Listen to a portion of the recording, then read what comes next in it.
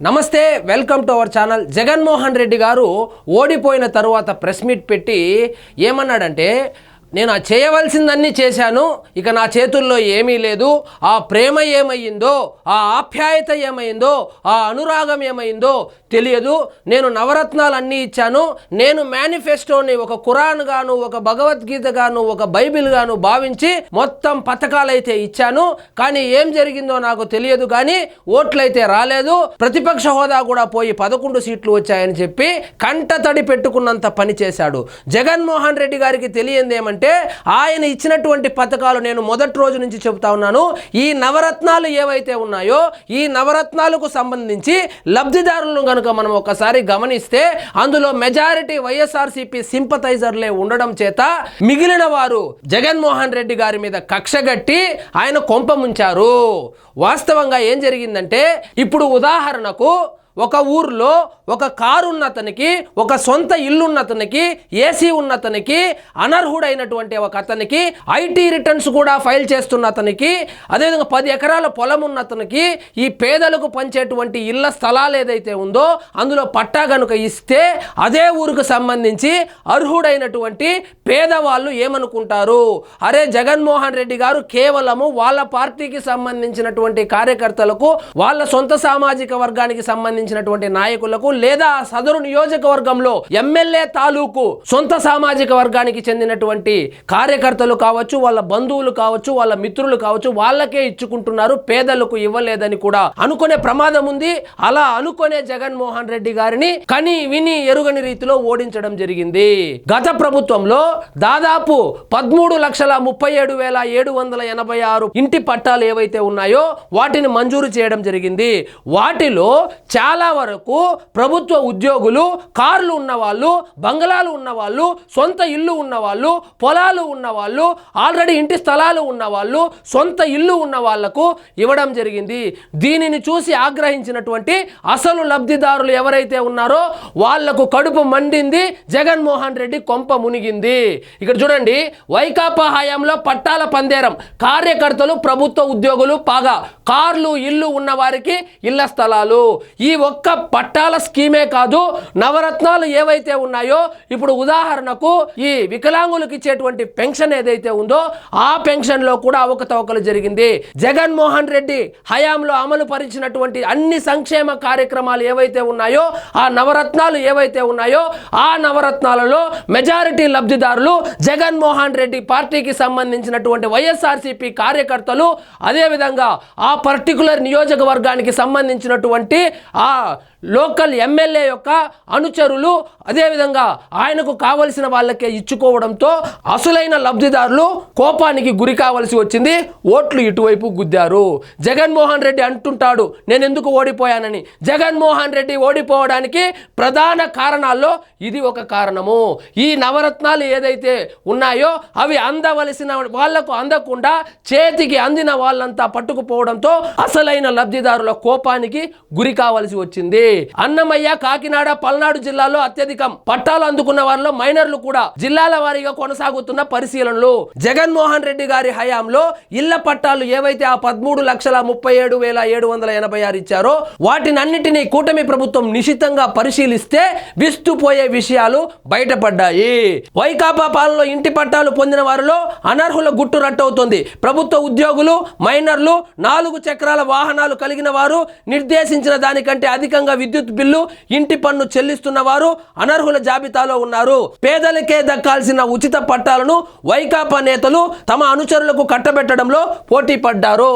వాస్తవంగా జరిగింది, వైఎస్ఆర్సీపీ ఓడిపోవడానికి కారణం కూడా ఇదే. పేదవాళ్ల కోసమే ప్రవేశపెట్టినటువంటి ఈ సంక్షేమ పథకం ఏదైతే ఉందో, ఈ ఇంటి స్థలాలకు సంబంధించి ఆ పట్టాలు పేదవాళ్లకు అందకుండా, ఎవరైతే కార్లు ఉన్నాయో, ఎవరికైతే సొంత ఇల్లు ఉన్నాయో, ఇన్కమ్ ట్యాక్స్ పే చేస్తున్నారో, 10 ఎకరాల పొలం ఉందో, ప్రభుత్వ ఉద్యోగం ఉందో అలాంటి వాళ్లకు అందడంతోనే ఈ ఇంటి పట్టాల యొక్క స్కీమ్ అయితే అట్టర్ ఫ్లాప్ అయింది. సరే, పేదవారికైనా ఉచితంగా ఇచ్చారంటే లేదు, అందులోనూ కమిషన్లు తీసుకున్నారు. ఇది జగన్మోహన్ రెడ్డి గారికి తెలిసే జరిగిందో, జగన్మోహన్ రెడ్డి గారికి తెలియకుండా జరిగిందో నాకైతే తెలియదు. కానీ ఈ ఇంటి పట్టాల స్కీమ్ లో ఆ సదరు నియోజకవర్గ ఎమ్మెల్యేకి చెందినటువంటి అనుచరులు కావచ్చు, ద్వితీయ శ్రేణి నాయకులు కావచ్చు, మండల స్థాయి నాయకులు కావచ్చు, కమిషన్లు తీసుకున్నారు.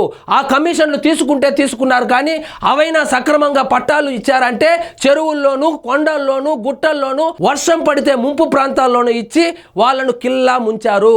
జగన్మోహన్ రెడ్డి గారు ఓడిపోవడానికి 2019లో జగన్మోహన్ రెడ్డి గారు గెలవడానికి ఈ నవరత్నాలు ఏ విధంగా ఉపయోగపడిందో 2024లో ఘోరాతి ఘోరంగా ఓడిపోవడానికి అవే నవరత్నాలు ఉపయోగపడ్డాయి. ఇక్కడ చూడండి, రెవెన్యూ సిబ్బంది వీరి ఒత్తిళ్లకు లొంగిపోయారు.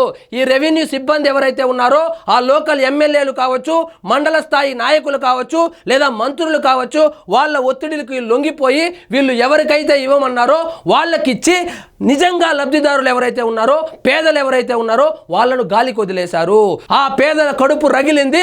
జగన్మోహన్ రెడ్డి గారు ప్రతిపక్ష హోదా కూడా లేకుండా ఓడిపోయారు. కూటమి ప్రభుత్వ పరిశీలనలో ఈ అక్రమాలు గుట్టు వీడుతోంది. ప్రాథమిక సమాచారం ప్రకారము ఇంటి పట్టాలు పొందిన వారిలో 50,000 మందికి పైగా అనర్హులు ఉన్నట్లు ఇప్పటి వరకు తేలగా వీరిలో అత్యధికంగా 10,000 మంది అన్నమయ్య జిల్లాలోనే ఉన్నారు. అన్నమయ్య జిల్లా అంటే ఏంది? మన పెద్దిరెడ్డి రామచంద్రారెడ్డి గారి కుమారుడైనటువంటి పెద్దిరెడ్డి మిథున్ రెడ్డి గారి అడ్డ. అక్కడే 10,000 మంది ఎవరైతే అనర్హులు ఉన్నారో వాళ్లకు ఇంటి పట్టాలు ఇవ్వడం జరిగింది. కాకినాడ జిల్లాలో 5,006, పల్నాడులో 2,804. ఇది ప్రాథమిక పరిశీలనలో బయటపడినటువంటి నిజాలు. ఇంకా లోడే కొద్దీ శ్రీకాకుళం నుంచి చిత్తూరు వరకు ఈ ఒక్క స్కీమే కాదు, మొత్తం నవరత్నాలను వెలికి తీస్తే ఎవరెవరైతే లబ్ధిదారులు ఉన్నారని చూస్తే అందులో మొత్తము బోగస్ లబ్ధిదారులు బయటపడతారు. ముఖ్యంగా కూటమి ప్రభుత్వము ఈ పథకాలు, ఇప్పుడు కొత్తగా ఇస్తున్నటువంటి పథకాలు ఏవైతే ఉన్నాయో అవి ఇచ్చేటప్పుడు కూడా ఇంతకు ముందు ఎవరెవరికి ఇచ్చారో ఆ లబ్ధిదారుల లిస్టు తీసుకొని నిజంగా వాళ్ళు అర్హులా కాదని ఒక్కసారి పరిశీలించుకుంటే వీళ్ళకు కూడా మంచిది. లేదా గత ప్రభుత్వంలో ఇస్తా ఉన్నారు కదా అని వీళ్ళు కూడా గుడ్డిగా ఇస్తే పప్పులో కాలేయక తప్పదు. నాటి వైకాపా పాలనలో ఇంటి పట్టాల పంపిణీ కోసము ఆన్లైన్ లో నమోదు చేసిన లబ్ధిదారుల వ్యక్తిగత వివరాలను క్షేత్రస్థాయి సమావేశంతో పరిశీలిస్తూ అనర్హులను గుర్తిస్తున్నారు. వీరి సంఖ్య ఇంకా పెరగవచ్చునని భావిస్తున్నారు. అప్పట్లో 13,34,786 మంది ఇంటి పట్టాలు పొందారు. వారందరి అర్హతలను పరిశీలన జరుగుతోంది. సో జగన్మోహన్ రెడ్డి గారి హయాంలో ఎవరెవరికైతే ఇంటి పట్టాలు వచ్చాయో వాళ్ళను ఏ విధంగా అనర్హులుగా గుర్తిస్తున్నారంటే కూటమి ప్రభుత్వం జిల్లా అధికారులకు ప్రత్యేక ప్రశ్నావళి పంపింది. జిల్లా అధికారులకు ఒక ప్రశ్నావళి పంపి ఈ అర్హతలు వాళ్లకు ఉన్నాయా, నిజంగా ఉంటేనే ఆ పట్టా వాళ్ళకి ఇచ్చారా, లేదా లేకుండా అనర్హులకు కూడా ఇచ్చేశారని ఒక పరిశీలన అయితే చేయమనడం జరిగింది. ఈ పరిశీలనలో ఇప్పటి వరకు 50,000 మంది అనర్హులకు ఇంటి పట్టాలు వచ్చినట్లు తేలడం జరిగింది. ఆదాయపు పన్ను చెల్లిస్తున్నారా, 4 చక్రాల వాహనం ఉందా, లేదా కుటుంబంలో ఒకరికంటే ఎక్కువ పట్టాలు పొందారా, ప్రభుత్వం అందజేసిన ఖాళీ స్థలాలను ఇతరులకు విక్రయించారా తదితర వివరాలను పరిశీలించాలని ఆదేశించింది. ఆఖరికి పేదలకు ఇవ్వాల్సినటువంటి ఇంటి పట్టాలు ప్రభుత్వ ఉద్యోగులు కూడా పంది కొక్కుల్లాగా బొక్కేస్తే పేదల పరిస్థితి ఏంటి? అందుకే కదా వాళ్ళకు కడుపు కాలింది. అందుకే కదా జగన్మోహన్ రెడ్డిని అంత ఘోరాతి ఘోరంగా ఓడించింది. జగన్మోహన్ రెడ్డి గారు ఇప్పుడు మీ ప్రశ్నకు సమాధానం దొరికింది. ఆ ప్రేమ ఏమైందో, ఆ ఆప్యాయత ఏమైందో, ఆ అనురాగం ఏమైందో అంటారు కదా. ఇలాంటి కార్యక్రమాలు చేయడం వల్లనే, ఇంత బరి తెగించడం వల్లనే ఆ ప్రేమ లేకుండా పోయింది, ఆ ఆప్యాయత లేకుండా పోయింది, ఆ అనురాగం లేకుండా పోయింది, మీకు ప్రతిపక్ష హోదా కూడా లేకుండా పోయింది జగన్మోహన్ రెడ్డి గారు. ఈ విధంగా పేదల కోసం మాత్రమే ప్రవేశపెట్టినటువంటి ఈ సంక్షేమ పథకంలో ఇన్ని లొసుగులుంటే, అదేవిధంగా జగన్మోహన్ రెడ్డి గారు పెట్టినటువంటి నవరత్నాలు అన్నింటిలోనూ కూడా చాలా బొక్కలు ఉన్నాయి. వెతికితే 175 నియోజకవర్గాల్లో ఒక్కొక్క నియోజకవర్గంలో దాదాపు 10,000 మంది బయటపడతారు. కానీ అంత టైం ఉందా, లేదా చేస్తారా చేయరా అనేది పక్కన పెడితే జగన్మోహన్ రెడ్డి గారు ఓడిపోవడానికి ప్రధాన కారణం అయితే ఇదే అని చెప్పవచ్చు. ఇక చూడండి, సొంత ఇంటి స్థలం లేదా ఇల్లు ఉన్న వాళ్ళు, అంటే ఆల్రెడీ ఇల్లు ఉన్న వాళ్ళు, బంగళాలు ఉన్న వాళ్ళు కూడా ఈ పట్టాలు పొందారు. ఈ పట్టాలు పొందిన తర్వాత దాన్ని అమ్ముకోవడం కూడా జరిగింది. ఇది ఎక్కువగా పట్టణ ప్రాంతాల్లో జరిగినట్లు కూడా గుర్తిస్తా ఉన్నారు.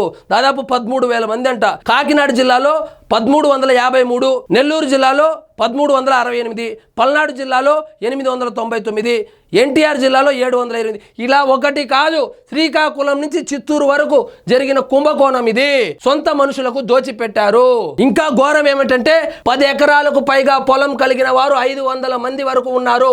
అన్నమయ్య జిల్లాలో అత్యధికంగా 200 మంది ఉన్నారు. అన్నమయ్య జిల్లాలో, కేవలం అన్నమయ్య జిల్లాలో మాత్రమే 200 మందికి 10 ఎకరాల కన్నా ఎక్కువ పొలం ఉన్న వాళ్ళకి ఈ పేదలకు ఇచ్చేటువంటి పట్టా ఏదైతే ఉందో, ఇంటి స్థలం ఏదైతే ఉందో దాన్ని దోచిపెట్టారంటే ఎంత బరి తెగించారో వీళ్ళు మీరే అర్థం చేసుకోండి. ఇక్కడ చూడండి, పట్టాలు పొందిన వారిలో 30% మంది ఇతరులకు విక్రయించేశారని అంచనా వేస్తున్నారు. అంటే 100 మందికి పట్టాలు ఇస్తే ఆల్రెడీ 30% మంది ఆ పట్టాలు అమ్మేశారంటే ఆ 30% మందికి ఆల్రెడీ ఇల్లు ఉందనే కదా అర్థము, వాళ్ళకి అవసరం లేదనే కదా అర్థము. అవసరం లేని వాళ్లకు ఇంటి స్థలాలు కట్టబెట్టి వాళ్ళను అమ్ముకునేలాగా చేసి ఈ విధంగా లబ్ధి చేశారు గత ప్రభుత్వ పెద్దలు. ఇందుకే జగన్మోహన్ రెడ్డి గారు ఘోరాతి ఘోరంగా ఓడిపోయి ప్రతిపక్ష హోదా కూడా కోల్పోయారు. సో ఈ నవరత్నాలు ఏవైతే ఉన్నాయో ఆ నవరత్నాలు కేవలము తన సొంత ఓటు బ్యాంకును పెంచుకోవడం కోసము, తన కార్యకర్తలకు ఆర్థికంగా సహాయం అందించడం కోసమే డిజైన్ చేసినట్లు ఉంది. సో ఈ ఇంటి పట్టాలు ఒకటే కాకుండా నవరత్నాలు ఏవైతే ఉన్నాయో ఆ లబ్ధిదారుల మొత్తం లిస్టు తీసి మళ్ళీ గనుక ఒక చిన్న పరిశీలన లాంటిది చేస్తే 30% కాదు, దాదాపు 50% వరకు మొత్తం బోగస్ అనే తేట తెల్లమవుతుంది. అదే నేను మొదటి నుంచి చెబుతున్నాను, జగన్మోహన్ రెడ్డి గారు గెలవడానికి నవరత్నాలు ఏ విధంగా ఉపయోగపడ్డాయో జగన్మోహన్ రెడ్డి గారు ఘోరాతి ఘోరంగా ఓడిపోవడానికి కూడా ఈ నవరత్నాలే కారణము. సో ఇదండి ఈరోజు మన టాపిక్. మీకు ఈ వీడియో నచ్చినట్లయితే లైక్ చేయండి, షేర్ చేయండి, ఛానల్ మాత్రం సబ్స్క్రైబ్ చేసుకోవడం మర్చిపోవద్దు.